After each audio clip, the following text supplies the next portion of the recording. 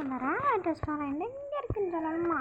First நம்ம வீட்டாண்ட இருக்கிற இந்த சைடு போகணும். அப்புறம் ஸ்ட்ரெயிட்டாக போனீங்கன்னா சும்மா ஸ்பீடாலாம் போக முடியாது, இருந்தாலும் ராவன் ரெஸ்டாரண்ட்டுக்கு வந்துட்டோம்.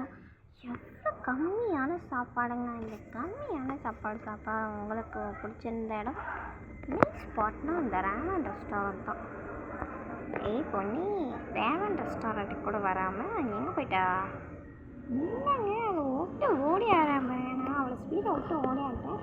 அவள் ஆர்டர் பண்ணி தருவான். நம்ம ரேவன் ரெஸ்டாரண்ட்டுக்கு ரொம்பவே பிடிச்சிடும். இவளுக்கு எதுனா ஒரு கிஃப்ட்டு, நம்மளுக்கு நல்ல சாப்பாடு இருந்துச்சுன்னா நம்மளுக்கு கிஃப்ட் பண்ணிக்கலான்னு அவளுக்கு ஒரு இதாக நம்ம ரேவன் ஃபுட்டி சாப்பிட்லாம்.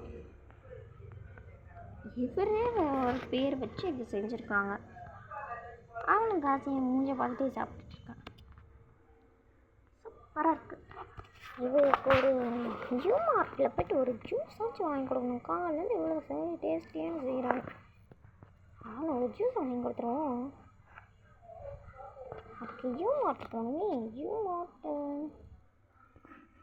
மார்ட்டு இல்லைன்னு நினைக்கிறேன். ஏன்னா யூ மார்ட் இருந்தால் போகலாம். யூ மார்ட் இருந்தால் போகலாங்க. யூ மார்ட்டே கிடையாதே. எங்கேருந்து நான் எங்கே யூ மார்ட்டை தேட? இதுவே பக்கத்தில் யூ மார்ட் கிடக்குதுங்க. மசாலான்னு போட மாட்டேன். யூ மார்ட்டுக்கு டக்குன்னு போயிட்டு டக்குன்னு வண்டியை விட்டுட்டு கொஞ்சோண்டு எதனா பிடிச்சது வாங்கிக்கலாங்க. ஹலோ, ஓலா ரைஸ் பால் சாண்ட்விச் ஆர்டர். டீ இருக்குது, கோலா இருக்குது, போர் பண்ணிருக்கு. காசு அதிகமாக இருக்குது.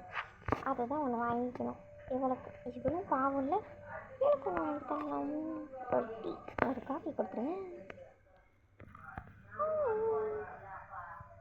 ஓகே, உங்களுக்கு காஃபி வாங்கியிருக்கேன், சாப்பிட்டுக்கோ. அவருக்கு கடையில் வாங்கியாச்சு, இவளுக்கு காஃபி கொடுத்தாச்சு.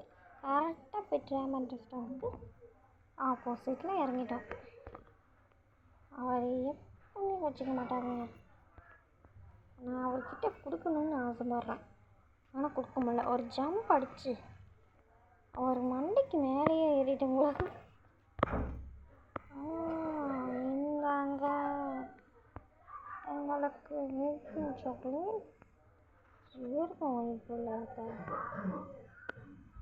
பாய். சொன்னம்மா வாம்மா. அவர் வேணாம்.